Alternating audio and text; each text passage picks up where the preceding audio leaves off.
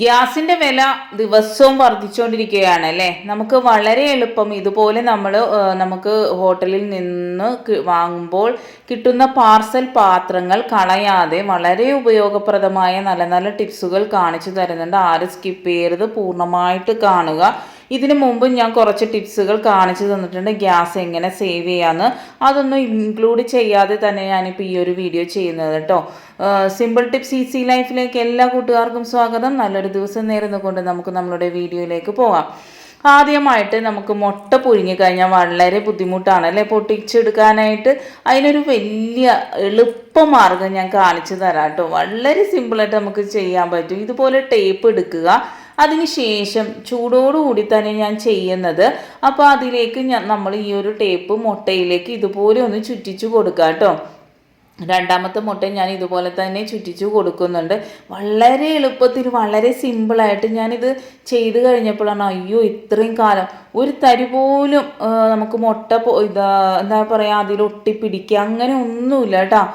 ഇതുപോലെ ഒന്ന് ചുറ്റിനും ഒട്ടിച്ചു കൊടുത്തതിന് ശേഷം ചൂടോടുകൂടി ചെയ്യണതുകൊണ്ട് ഇത്തിരി പാടുണ്ട്, കൈ പൊള്ളുന്നുണ്ട്.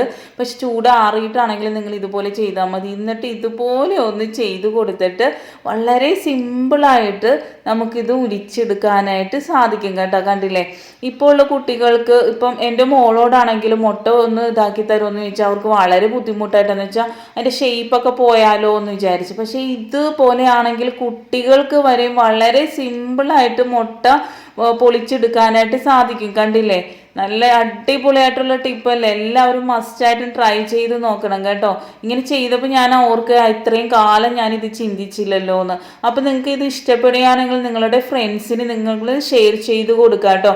അപ്പോൾ അവർക്കും കുട്ടികൾക്ക് ഇത് കണ്ടിട്ട് വളരെ ഫണ്ണി ആയിട്ട് തോന്നി. അവർക്ക് വളരെ ഹാപ്പിയായി ഞാൻ ഇനി ചെയ്തോളാം മുട്ട പൊളിക്കലെന്ന് പറഞ്ഞു കേട്ടോ. അപ്പോൾ എല്ലാവരും ചെയ്ത് നോക്കുമെന്ന് വിശ്വസിക്കുന്നു.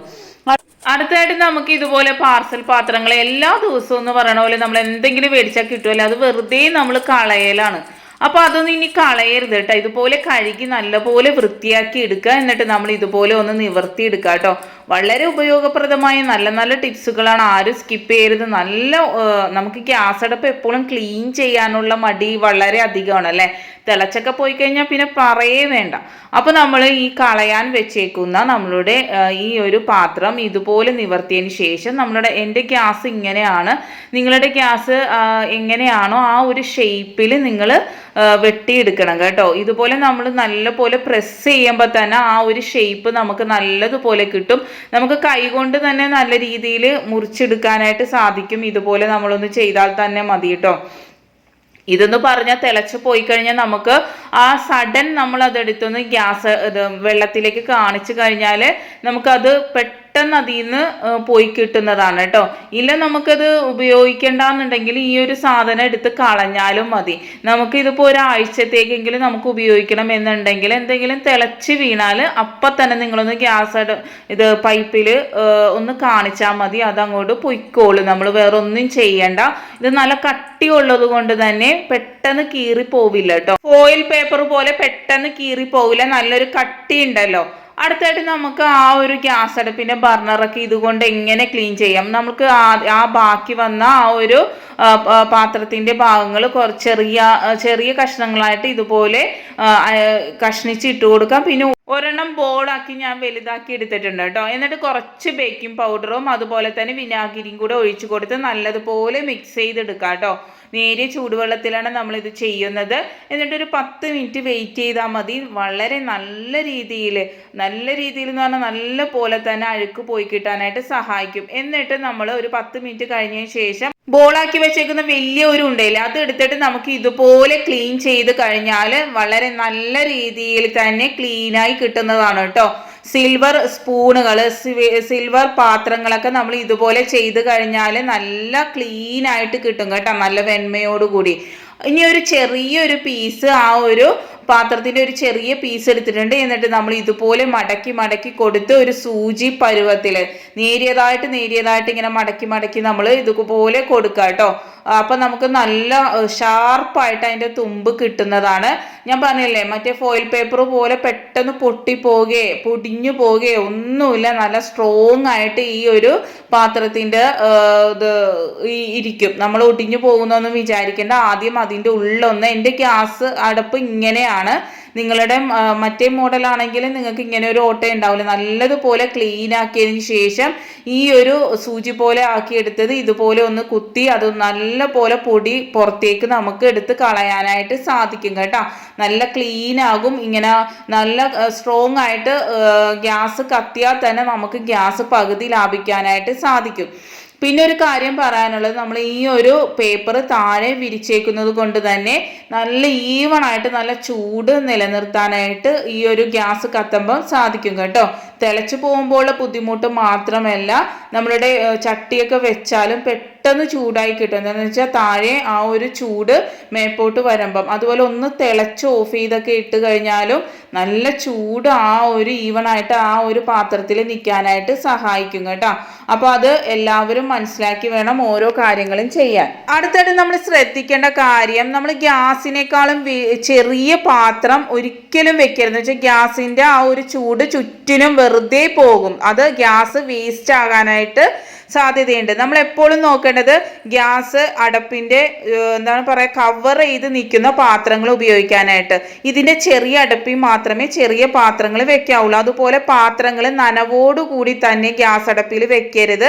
ഒന്ന് ഡ്രൈ ആക്കിയതിന് ശേഷം കഴുകി ഒന്ന് തുടച്ചെടുത്തതിന് ശേഷം മാത്രം നിങ്ങൾ പാത്രങ്ങൾ പെട്ടെന്ന് വെക്കുമ്പോൾ പെട്ടെന്ന് ചൂടായി കിട്ടും കേട്ടോ. ഇല്ലെങ്കിൽ നനവുണ്ടെങ്കിൽ അത് പോയി കിട്ടാനൊക്കെ കുറേ സമയമെടുക്കും, കുറേ ഗ്യാസ് വേണ്ടി വരും. അടുത്തായിട്ട് നമ്മൾ ചോറ് ഒന്ന് തിളച്ച് കഴിഞ്ഞിട്ട് ഇത് മൂടി വെച്ച് ഒരു 10 മിനിറ്റ് കഴിയുമ്പോൾ നമുക്ക് ചോറ് വെന്ത് കിട്ടുന്നതാണ്. ഞാൻ നേരത്തെ പറഞ്ഞതുപോലെ തന്നെ താഴെ ഒരു ചൂട് നല്ല രീതിയിൽ തന്നെ നിൽക്കും. ആ ഒരു ചൂടോടുകൂടി തന്നെ നമുക്ക് ഫുഡൊക്കെ പെട്ടെന്ന് ഉണ്ടാക്കാനായിട്ട് സാധിക്കും. ഇപ്പം 10 മിനിറ്റ് കൊണ്ട് ചെയ്യുന്നത് 5 മിനിറ്റ് വെച്ച് നമുക്ക് ഈ ഒരു ഇങ്ങനെ ചെയ്യുന്നത് കൊണ്ട് കുക്കിംഗ് ടൈം വളരെ കുറച്ച് സമയം വേണ്ടി വരുള്ളൂ. മനസ്സിലായോ? അപ്പോൾ വളരെ ഉപകാരപ്രദമായ നല്ലൊരു കാര്യമാണ്. കളയുന്ന ഒരു സാധനം കൊണ്ട് വളരെ ഉപയോഗപ്രദമായ നല്ല കാര്യങ്ങളാണ് ഞാൻ ഈ പറഞ്ഞു തന്നത്. ആരും സ്കിപ്പ് ചെയ്യരുത്, പൂർണ്ണമായിട്ട് കണ്ടിട്ട് ചെയ്തു നോക്കുക. അടുത്തതായിട്ട് നമ്മൾ ഇഡ്ഡലി ചെമ്പിലൊക്കെ നമ്മൾ ഇഡ്ഡലിയൊക്കെ പുഴുങ്ങുമ്പോൾ ഇതുപോലെ ഒരു ബൗൾ ഇട്ട് കൊടുത്താൽ നമ്മൾ വെള്ളം തീരുന്നത് നമുക്ക് ശരിക്കും മനസ്സിലാവും. അതിൻ്റെ താഴെ നമ്മൾ മുട്ട ഇട്ട് കൊടുക്കുന്നുണ്ട്. നമുക്കിപ്പോൾ ബാക്കി വന്ന കറികളൊക്കെ നമ്മൾ ഫ്രിഡ്ജിൽ വെക്കുമ്പോൾ, അല്ലെങ്കിൽ കടയിൽ നിന്ന് മേടിച്ചതാണെങ്കിൽ ഈ ഒരു പാത്രത്തോടു കൂടി നമുക്ക് ഫ്രിഡ്ജിലേക്ക് വെക്കാൻ സാധിക്കും. ഇല്ലെങ്കിൽ നമ്മൾ വീട്ടിൽ തന്നെ ഉണ്ടാക്കിയതാണെങ്കിൽ നമ്മൾ ഈ ഒരു പാത്രത്തിൽ സ്റ്റോർ ചെയ്യണതായിരിക്കും ഏറ്റവും ബെറ്റർ. നമ്മൾ വീട്ടിലുണ്ടാവുമല്ലോ പാർസൽ പാത്രങ്ങൾ, കുട്ടികൾ ഫുഡ് കൊണ്ടുപോകണമൊക്കെ ഉണ്ടാവുമല്ലോ. അപ്പോൾ അതുപോലെ ഇങ്ങനെ ഒന്ന് എടുത്തു വെച്ചതിന് ശേഷം നമ്മളിത് ചൂടാക്കുകയാണെങ്കിൽ, നമ്മൾ ചട്ടിയിലും പാത്രത്തിലൊക്കെ ഇട്ട് ചൂടാക്കുമ്പോൾ ആ കറിക്ക് ഒരു പഴയതിൻ്റെ ടേസ്റ്റ് വരും അല്ലേ. അപ്പോൾ ഇങ്ങനെ നമ്മൾ ചൂടാക്കി കഴിഞ്ഞാൽ പഴയതിൻ്റെ ആ ഒരു ടേസ്റ്റും ഉണ്ടാവില്ല. അതുപോലെ തന്നെ നമുക്ക് ഗ്യാസ് വളരെ അധികം ലാഭിക്കാനായിട്ട് സാധിക്കും. നമ്മൾ താഴെ മുട്ട പുഴുങ്ങാനിട്ടിട്ടുണ്ട്, അതിൻ്റെ മേളിലാണ് നമ്മൾ കറി ചൂടാക്കാനായിട്ട് വെക്കുന്നത്. അതിൻ്റെ മേലെ നമുക്ക് ഇഡ്ഡലി ആണെങ്കിൽ ഇഡ്ഡലി, അല്ലെങ്കിൽ നമുക്ക് എന്താ പറയുക, ഇടിയപ്പമാണെങ്കിൽ ഇടിയപ്പം, എന്ത് വേണമെങ്കിലും നമുക്ക് ഉണ്ടാക്കിയെടുക്കാനായിട്ട് സാധിക്കും. അപ്പോൾ അറ്റ് ടൈം നമുക്ക് 3 കാര്യങ്ങൾ ചെയ്യാൻ പറ്റും. ഇങ്ങനെ മാത്രമല്ല കേട്ടോ, നമുക്ക് ഇതിലും കൂടുതൽ കാര്യങ്ങൾ ഇതിൽ ഇൻക്ലൂഡ് ചെയ്യാൻ പറ്റും. പക്ഷേ ഇപ്പം നമുക്ക് നോമ്പ് നടക്കുന്നതുകൊണ്ട് കുറേ അധികം ഫുഡൊന്നും ഉണ്ടാക്കാറില്ല. അതുകൊണ്ട് ഞാൻ അതൊന്ന് ചെയ്ത് കാണിച്ചു തരാൻ. അതുപോലെ കുക്കറിലും നമ്മൾ എന്തെങ്കിലും വേവിക്കാൻ വെക്കുമ്പോൾ 2-3 പാത്രത്തിൽ, ചെറിയ പാത്രത്തിൽ നമുക്ക് പച്ചക്കറിയോ ഉരുളക്കിഴങ്ങോ എന്തെങ്കിലും വേവിക്കാനുണ്ടെങ്കിൽ അതിൻ്റെ ഒപ്പം വെച്ച് കൊടുത്താലും നമുക്ക് അങ്ങനെയും ഗ്യാസ് ലാഭിക്കാനായിട്ട് സാധിക്കും കേട്ടോ. കണ്ടില്ലേ, കറി നല്ല പോലെ തന്നെ ചൂടാക്കിയിട്ടുണ്ട്. നമുക്ക് ഇഡ്ഡലിയും വെന്ത് കിട്ടിയിട്ടുണ്ട്, മുട്ടയും വെന്ത് കിട്ടിയിട്ടുണ്ട്. അപ്പോൾ നമുക്ക് അടുത്ത ടൈം 3 കാര്യങ്ങളാണ് ചെയ്യാൻ സാധിച്ചത്. അതിനോടുകൂടി നമുക്ക് ഗ്യാസ് ലാഭിക്കാനും സാധിക്കും. ഇതിന് മുമ്പുള്ളൊരു വീഡിയോയിൽ ഞാൻ കാണിച്ചു തന്നിട്ടുണ്ട്. ചോറ് തിളപ്പിക്കുന്ന സമയത്ത് അതിൻ്റെ മേളിൽ വെള്ളം തിളപ്പിക്കാൻ വെച്ച് കഴിഞ്ഞാൽ നമുക്ക് പല ആവശ്യങ്ങൾക്കും ആ വെള്ളം ഉപയോഗിക്കാനായിട്ട് സാധിക്കും. അപ്പോൾ എല്ലാവരും ചെയ്ത് നോക്കുക. ഇഷ്ടപ്പെടുകയാണെങ്കിൽ ലൈക്ക് ഇടുക, കമൻറ്റ് ചെയ്യുക, ഷെയർ ചെയ്യുക. നെക്സ്റ്റ് ടൈം നല്ലൊരു വീഡിയോയുമായി വരാം.